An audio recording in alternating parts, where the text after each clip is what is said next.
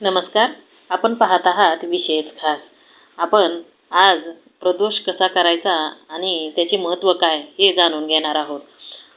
भगवान शिव आणि माता पार्वतीचा आशीर्वाद मिळवण्यासाठी तसेच सर्व प्रकारची संकटे व पाप नेण्यासाठी हा प्रदोष केला जातो आणि हा दिवस त्रयोदशी तिथीला पाळला जातो. प्रदोष व्रताचे महत्त्व व कारणे.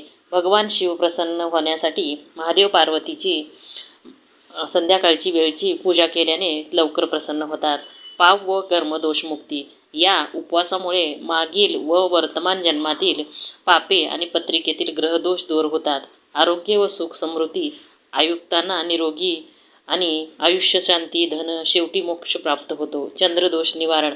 पौराणिक कथेनुसार चंद्राचा क्षय रोग भगवान शिवने त्रयोदया दिवशी दूर केला होता, म्हणून हे व्रत महत्त्वाचे मानले जाते.